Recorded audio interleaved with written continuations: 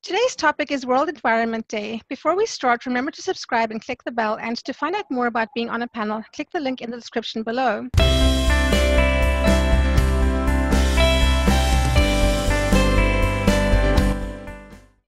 We have a very interesting erudite author panel with us today who will be discussing their books and sharing their views, thoughts, and experiences in celebration of World Environment Day and to raise awareness for environmental protection issues.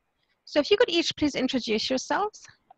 Hi, I'm Christine Volker. I'm an award-winning author of Venetian Blood, Murder in a Sensuous City. And I'm putting the finishing touches on my second international mystery, which is called When the Jaguar Ate the Moon. It's set in the Peruvian Amazon. Besides revealing human drama, my books also touch on wildlife, their precarious existences, and places on the cusp of ecological damage. Hi, I'm Diane Mchale. I'm an artist, painter, and a writer.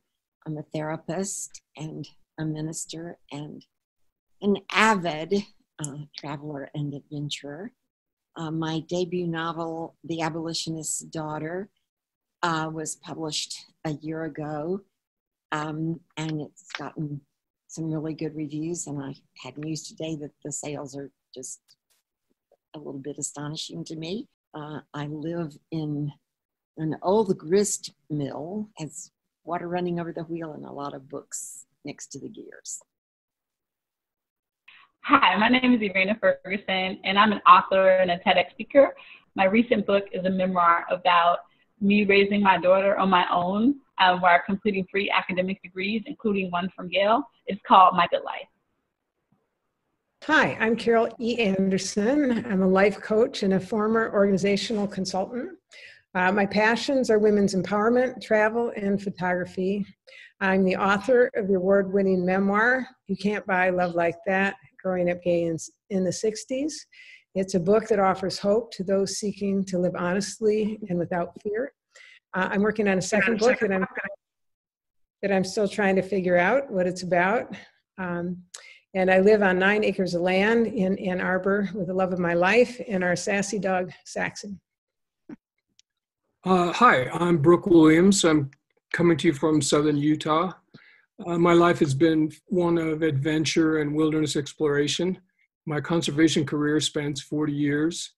And my most recent book, Open Midnight, documents my exploration of places where the outer and inner wilderness meet.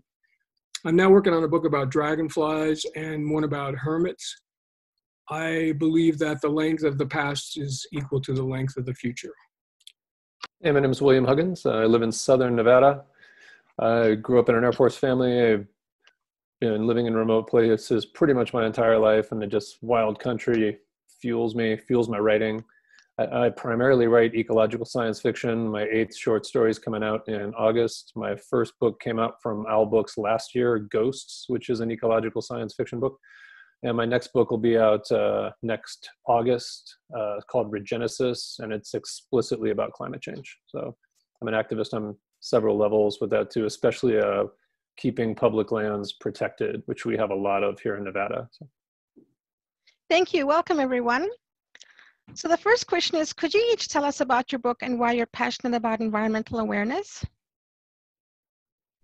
My first novel featured an American woman suspected of murder in Venice, Italy, who struggled to clear her name with the police using her smarts and her mathematical talent.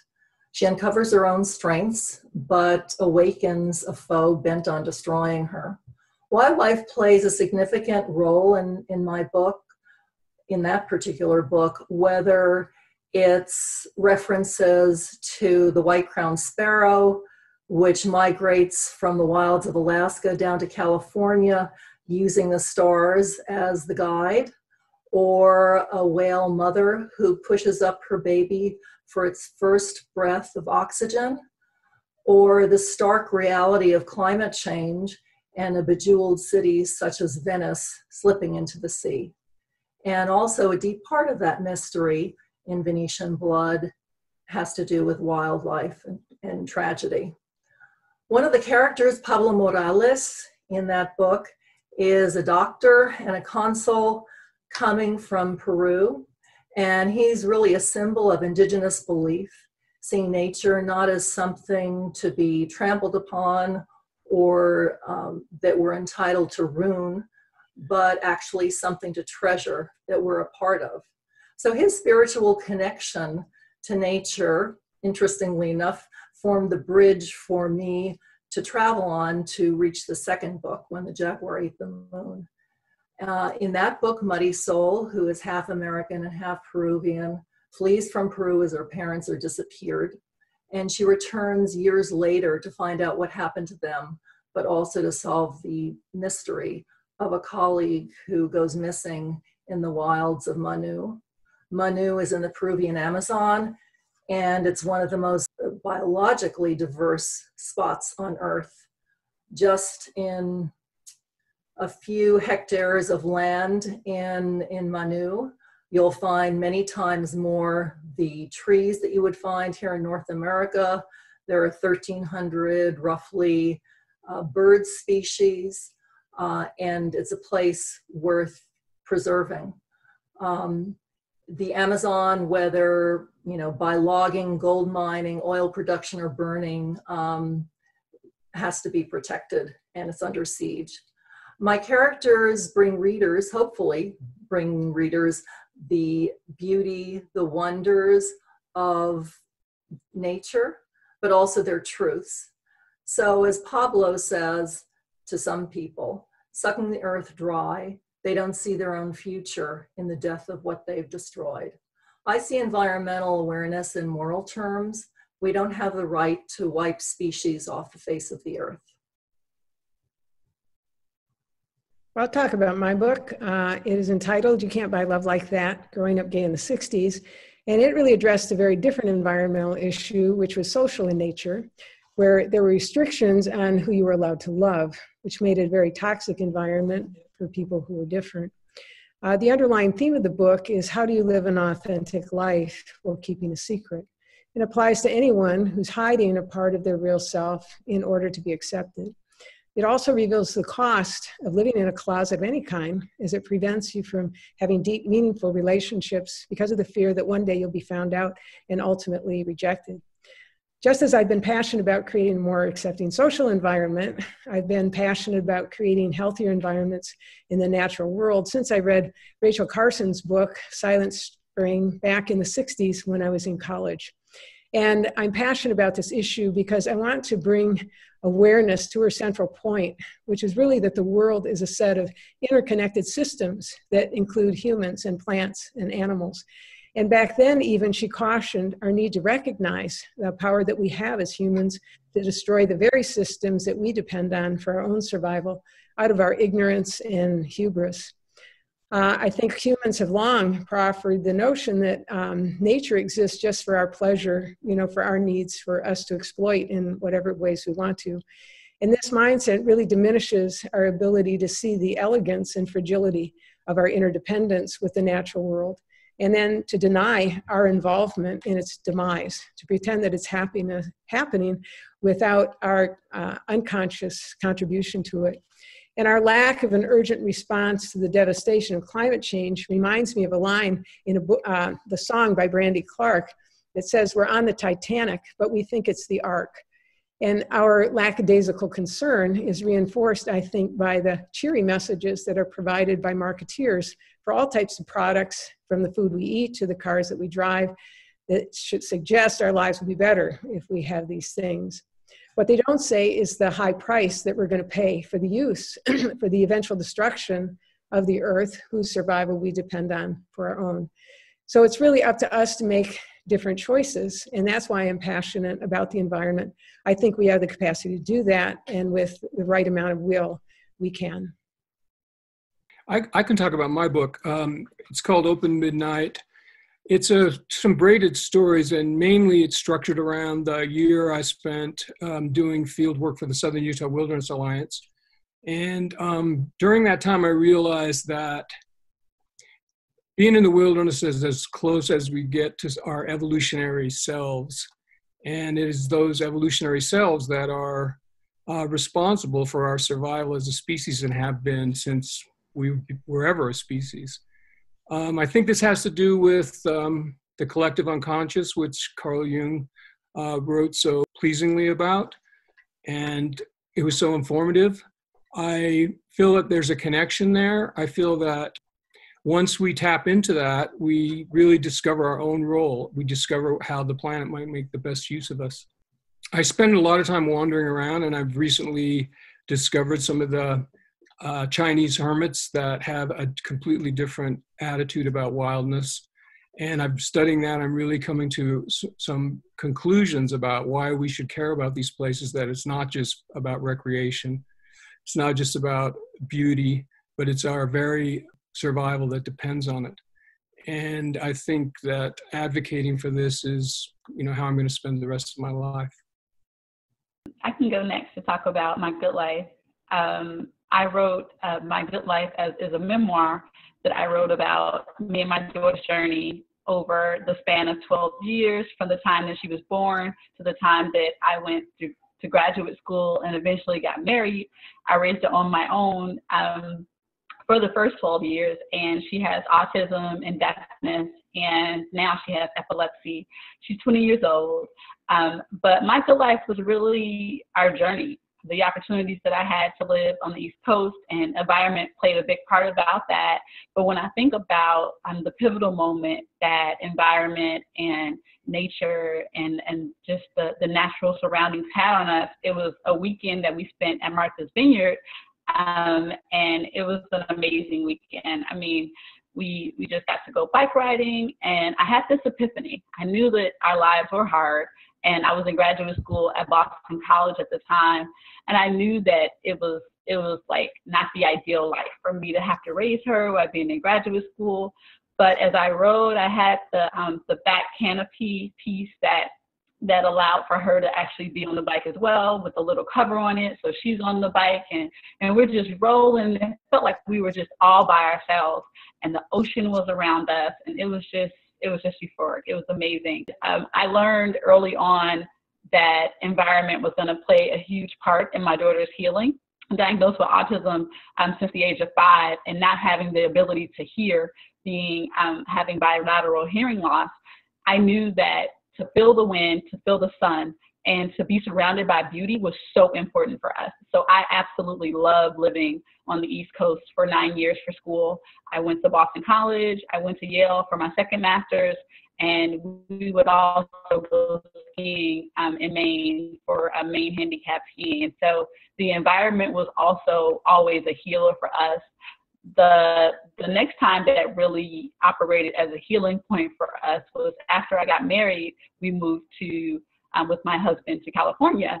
And the minute that we got off the plane, the vitamin D just felt like it healed her. For 2 days straight, she made such progress that we thought she was like completely healed of autism. I mean, we looked at each other and we were just like, something is different.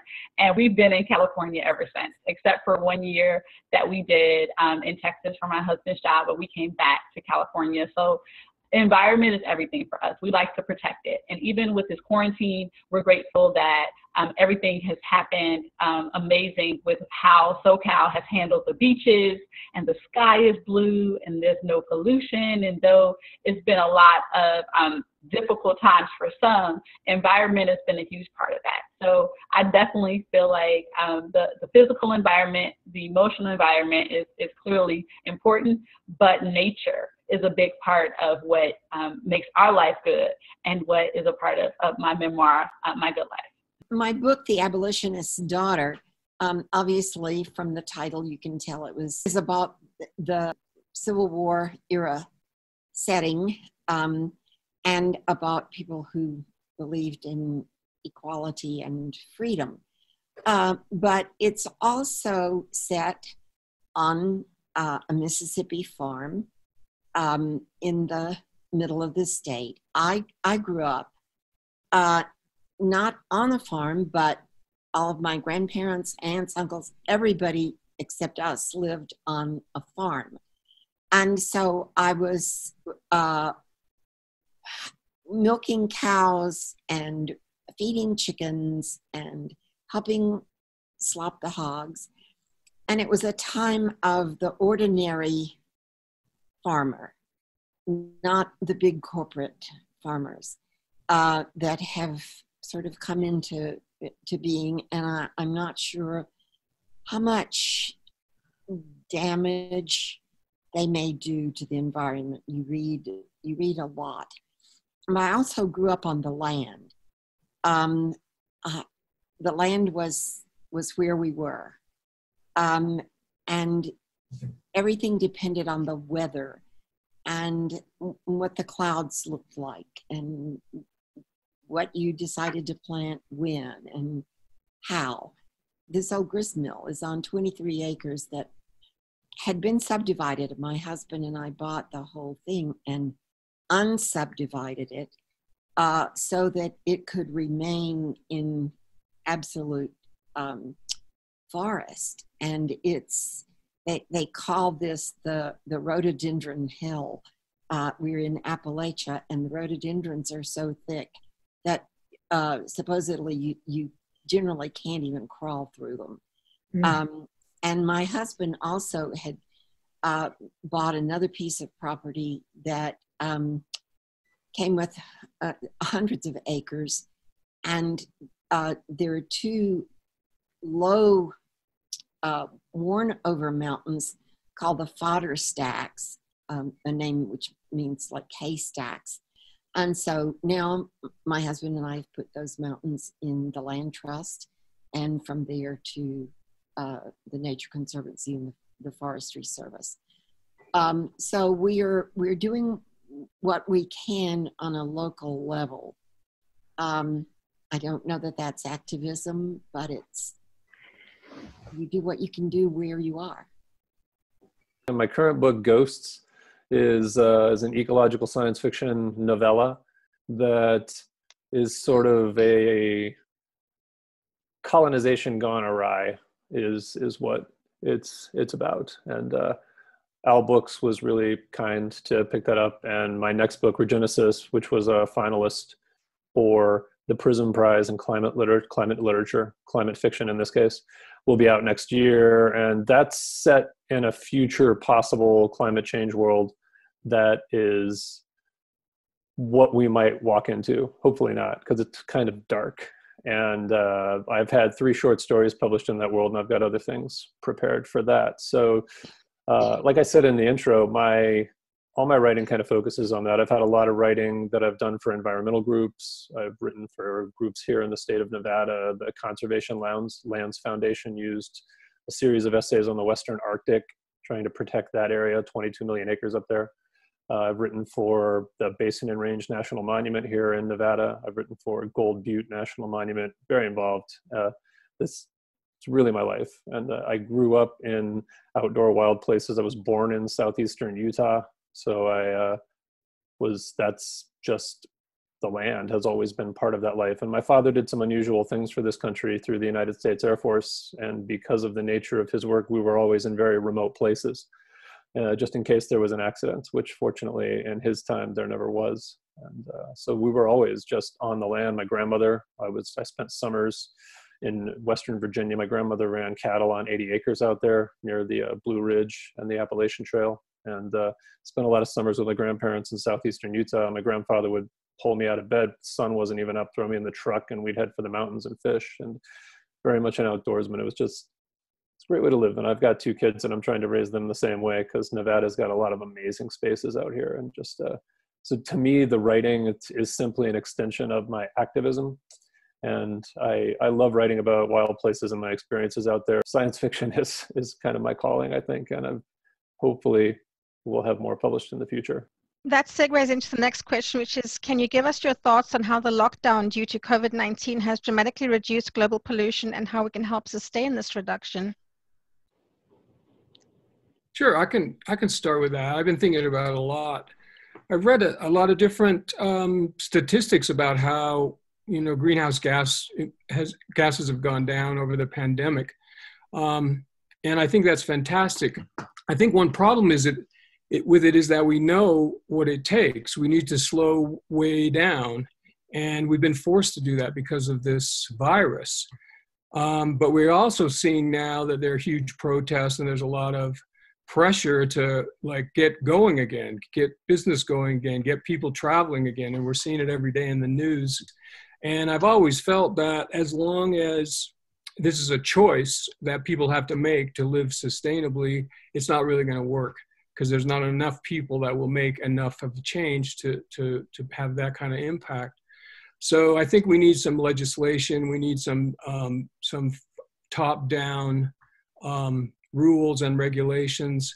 I think the market's going to take care of some of it. I see what's happening with oil companies, and at some point, they're just not going to be viable financially. So that's going to change.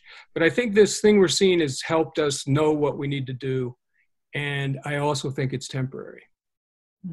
I'd say, judging by the photos of the Gate of India, the LA skyline, the Eiffel Tower, it's apparent that our air quality is dramatically improved without the constant infusion of fossil fuels. So the Earth has demonstrated her stunning power of resilience if all of us get out of her way. So the question, I think, always is, are we willing to face the truth that we actually see with our own eyes and choose a more desirable path? Our unique human quality is to be self-aware, to see impacts, to evaluate consequences of our actions. And it's not often the lack of knowledge that stops us, but really our lack of desire and our inability to sacrifice momentary comforts in order to preserve what is irreplaceable. But I'm only one person is a common lament that we often hear. And I think about, one snowflake. By itself, it's inconsequential, but added to millions of other snowflakes, it's a very formidable thing. Can stop businesses, block roads, keep kids out of school, in addition to creating a breathtaking landscape. So I have a really deep sense that if we each do our part, that we can create a future that is precious and remarkable for those who come after. I agree with Brooke that it's very likely that this is a temporary phenomenon. And yet, so much has happened in this experience that I think has given people more time to reflect and really think about what they value and what it is that they really want to leave behind. I believe it's my job then personally to model this by building my home with recycled materials, by putting in solar panels, by driving an electric car, by demonstrating through my actions that it's not only worth it, but my duty, that I don't hear the echo beyond the veil wherever I'm going of everybody who comes after me just screaming, why didn't you do something? I don't want to be in that position. And I think if all of us were willing to really say, okay, I'm only one, but I can do something, rather than because I'm one, I can do nothing. And I think it's my job also to keep putting this in front of people to show and encourage and demonstrate that it's possible to make a difference. And it's been demonstrated, in this involuntary way by seeing how things have changed through the changes of our behavior, even though it's forced, through what's happened as a result. I agree with Brooke that it is temporary, but I like what you said there, Carol, about I'm only one, but I can do something. It's a very powerful phrase. Oh, I think that's what I was talking about, Melissa, when I said, this 23 acres here and this couple of 100 acres on the other side of town in the mountains, it's small in comparison to the scale of the whole world, but it is what we are able to do on a local level. It's within our power to do that. We're much larger scale things are not in our power at all. And I'm thinking about this shutdown, and there's so much that has been very stressful about it. And yet, and I hear that from a lot of people. And yet, on the other hand, I'm aware, when I said that I'm an avid traveler, I've spent a lot of time in India. And so I'm very aware of the pollution problems there. And I really wanted my husband to go back to India with me. And we had decided on a particular trip. And it was parts of India that I had never been to. And this was about maybe 2 years ago. In the meantime, I have survived having both lungs filled with blood clots. And so I have some difficulties with breathing. And when we really started looking at the pollution factors in those cities where we were going, we had to cancel. We were not able to do it. Mm-hmm. We did just come back from Antarctica. And when we got home, we got the news that Antarctica, I think either 2 or 3 days straight, hit the highest record temperature that it had ever been. And it was warm there as it was here at home. In fact, right. One day it was cooler here than it was in Antarctica. In April alone, the CO2 levels dropped by 17%. That's down to 2006 levels. The last time anything like that happened was 2008. So we've had major economic shutdowns to bring the CO2 levels to this point. The problem is we pump so much CO2 into the atmosphere that it's not bringing down the overall total. I'm on an environmental news link that I get a weekly update on what's happening with the CO2 level. A lot of people are probably familiar with Bill McKibben's work with 350.org and his own writings. And he says 350 parts per million of carbon in the atmosphere is where it's safe. We're still well above that. We're almost at 418, even with 2 months of sustained dropping, 17% drop in there. Brooke mentioned something about top-down legislation. We have the Green New Deal that would help out a lot if we could make that thing move forward. If you're looking at a large-scale legislative fix, we've lost 600,000 clean energy jobs since COVID crisis began. So how do we keep it at this level? How do we even bring it further down? Well, we have to continue with this somehow. And I don't know. I feel like we have an opportunity at the moment to keep the levels low and to keep the trajectory going down, but it's going to take political will. We had a clean energy plan from the previous administration that would have moved us in that direction. And I mean, one thing, I was going to mention this in my third, I'll close with this, but I was going to mention this in my answer to the third question, that Nevada has been really moving forward very strongly. We've got a solar field going up just north of Las Vegas that's going to power the entire city on public lands up there. We have a great home solar program. I have solar panels on my family's house, and the net metering isn't so great, but there are good things happening here, and I'll mention more of that in my third answer. But it's kind of a tragic thing that it takes an economic shutdown and all the stress that comes with that to drop carbon emissions, but that's kind of our crummy reality at the moment, I feel. I definitely feel like, and this spoke in my answer to about what my book was about and how it tied in environmentally, even around my daughter and her special needs around epilepsy and a lot of the triggers that can trigger her to things that she can't eat, or the overlap with the autism and all of that is environmental.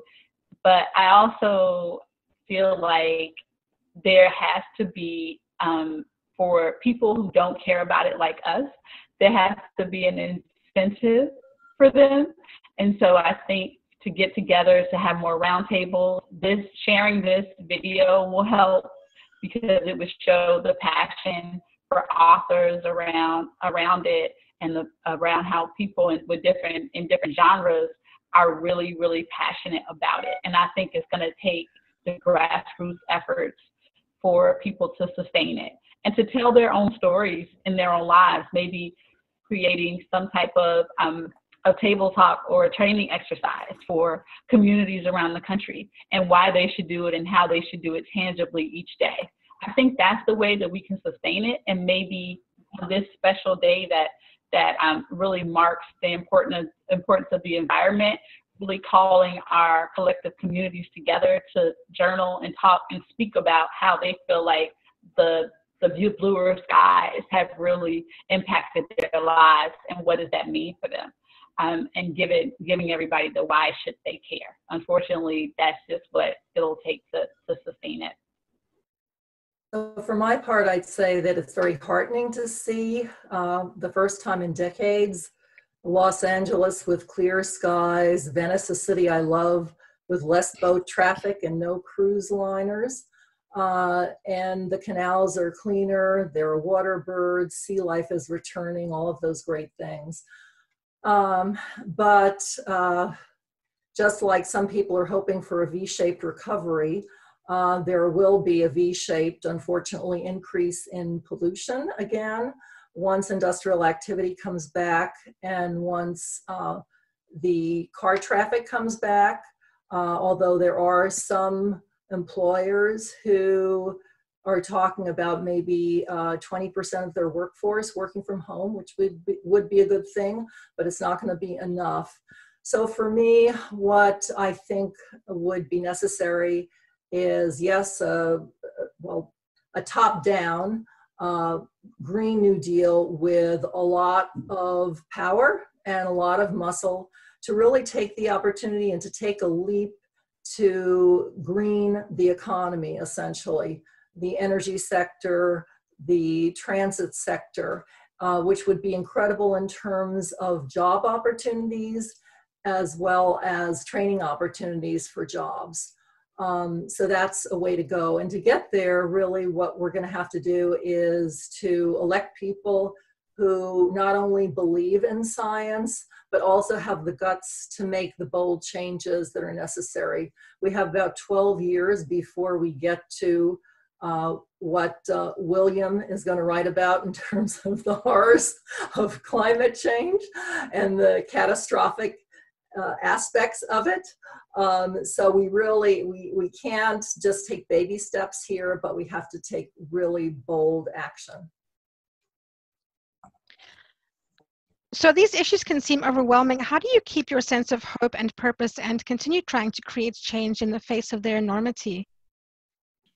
Another therapist and I were talking and discussing the anxiety and the whole range of emotions that people are feeling, and also some of the refusal to abide by prerogatives that would probably help. And we suddenly said, you know, that's grief. That is a kind of part of the denial stage of grief, where you refuse to believe it, you refuse to acknowledge it. And I think that's one of those factors that we're talking about, that you're talking about, Christine and William, that how do we convince people? And I'm looking at a world that you're going to describe, William, that my grandchildren are going to be living in. But so we decided that what we would do, because we live in this wonderful mountain town that's clean and very environmentally conscious all the time. But what can we do in the way of providing tools, emotional tools, for the people of our community? Because we're thinking in terms of community, and when we look at the world at large, we're really talking about community again. So we had a meeting this afternoon with 6 community leaders who all began talking in terms of lament. But then once we were able to express that, began to generate new ideas of what we can do, what can we do in a positive way to involve everybody in one endeavor, one unique energy towards maintaining the good that we have been able to achieve in spite of this virus and this shutdown. I don't know how long ago it was, but I sat down and I figured out how many days you had to be alive if you lived to be 80. It turns out it's 29,250 days, which actually is not a lot of time if you think about it. And the question then becomes, how do I want to spend each one of these days? It also occurred to me somewhere around then that actually we all arrive in the middle and we leave in the middle. And what I mean by that is that life is going on for eons before I ever got here, and it'll continue to go on for eons after I leave. So we each get this little middle of 20, 50, 80 years to make a statement about what matters, what is worth preserving, what do we really care about. And I think if this pandemic has taught us one thing, it's that we really are all connected. That's not just a metaphor. And somebody out of a job, if you don't go downtown, then the restaurants don't open. If they don't get food, if they're at home, then kids don't have a place to go. We are a really very tightly woven, interconnected system. And I think we need to take the long view that in my little middle, what can I do to really be conscious and take responsibility to preserve this beautiful planet while I am here, knowing that I may never see a positive benefit of that in the future.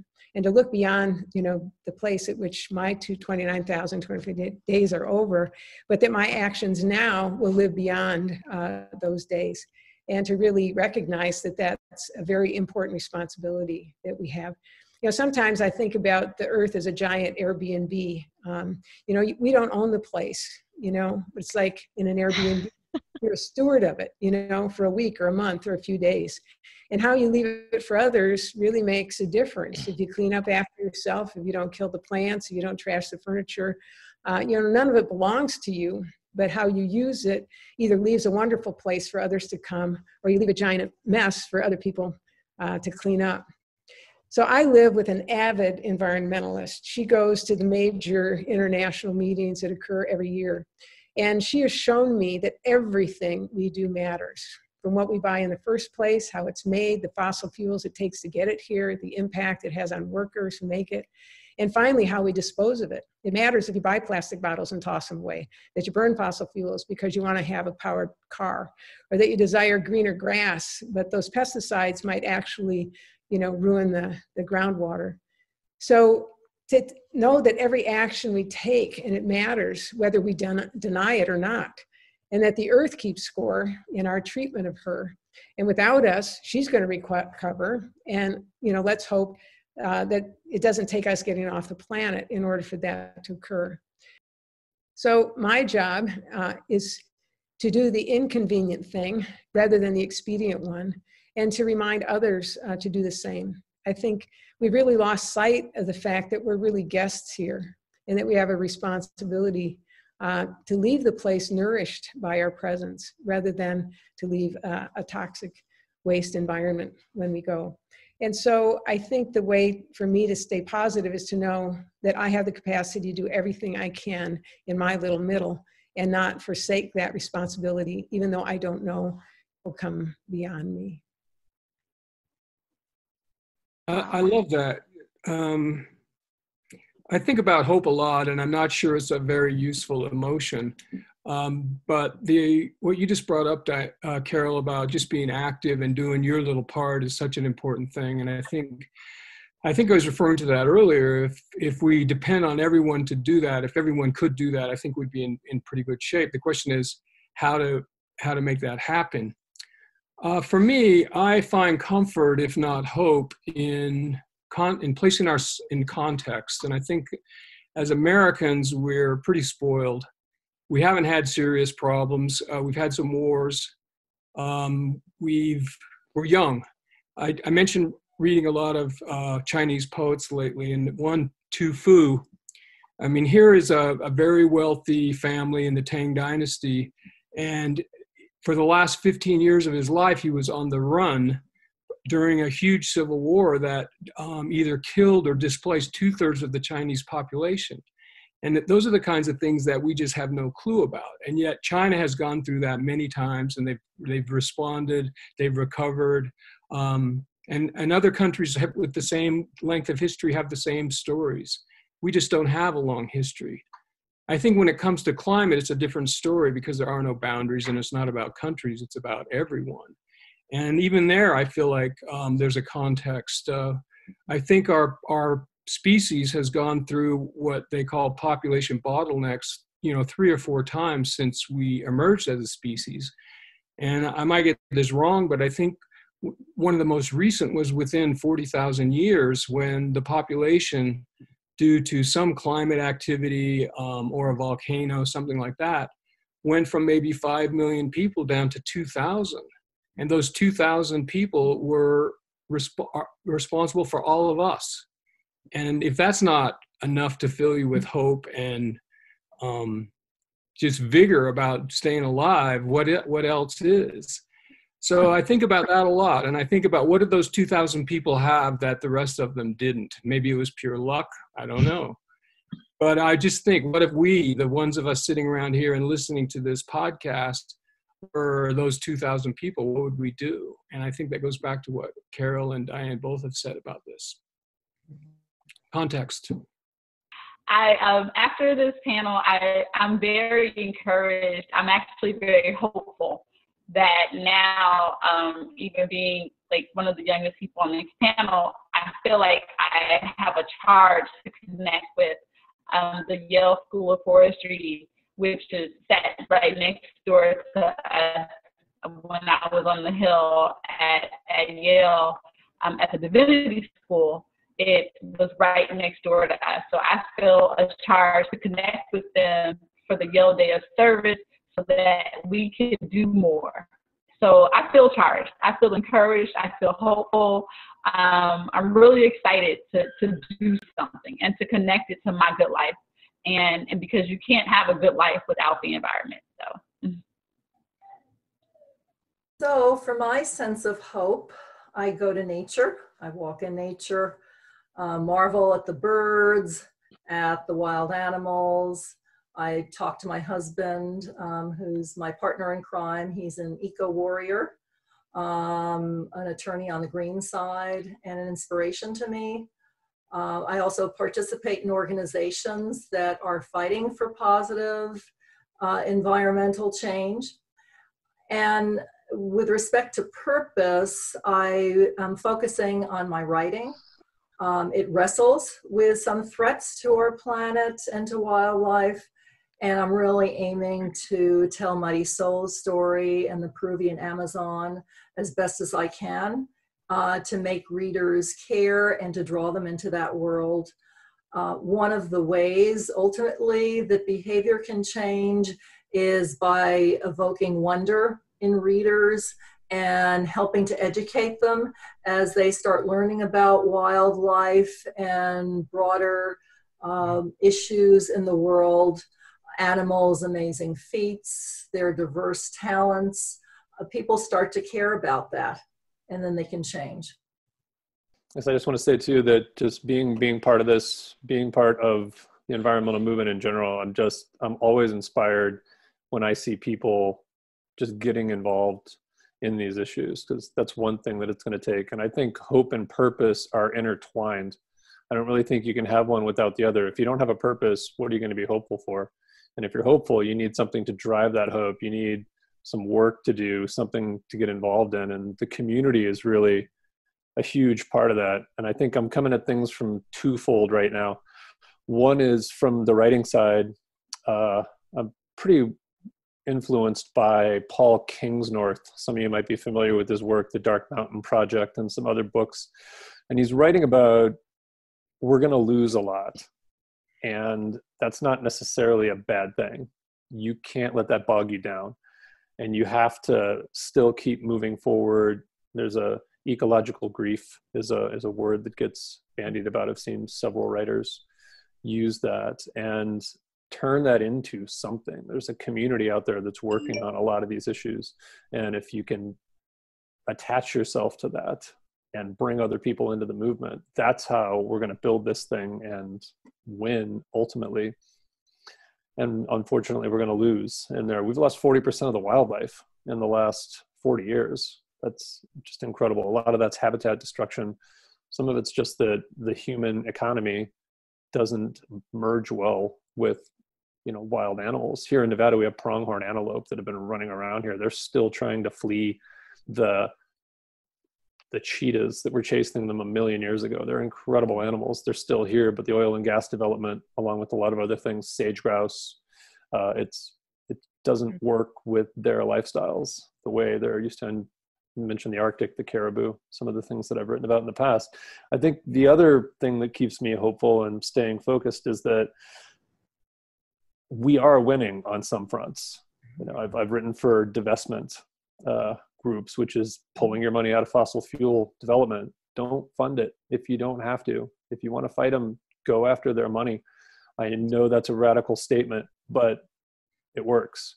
Here in Nevada, we have a great home solar program. As I mentioned, we've been really good at protecting our public lands and our waterways. We have the Las Vegas Strip, a lot of the hotels pulled out of their contracts with our public utility in the state, and they are powering themselves mostly on renewable energy. We also have what they call a solar highway. We have a big environmental electric vehicle program here, and you can drive from Las Vegas to Reno, stopping and charging your car up at no cost. So there is stuff happening out there. It's really easy to get bogged down in the negative. And I just want to close with Kingsnorth. One of his things that he mentions a lot is tell a different story. You want to change the future? I'm a parent. I have 2 kids. I'm raising them. And, you know, Irena, I mean, I'm sure the same thing with your daughter. Right? You want to change the future? You're raising it. You're raising the future. You want to tell a different narrative in the future? Write a different story. Write the stories you want people to read that are going to move the goalposts and move that forward. And there is an element of science fiction some people call it cli-fi, climate fiction, writing about possible climate change, things we might face. That's some of what my work is. But you've got great writers like Kim Stanley Robinson, Paolo Bacigalupi, the amazing, unfortunately, passed away, Octavia E. Butler, who's an incredible writer. The Parable of the Sower and some of her work is just, and some of these writers were writing about this stuff 20, 30 years ago, 40 years ago, then finally some of this is catching up. So to me, if you want to change the culture, change the story, like Kingsnorth says. And we're all writers. That's something we could focus on. It's a very powerful note to end on. Thank you to all our panelists, and for our viewers, remember to subscribe and also check out the panelists' YouTube channels linked in the description below. The Abolitionist Daughter, Venetian Blood, My Good Life, You Can't Buy Love Like That, Ghosts, and Open Midnight are available on Amazon, links below, as well as links to each panelist's website. Thank you so much for sharing with us today. Bye, everybody. Thank you, everybody. Bye. Keep up the great work.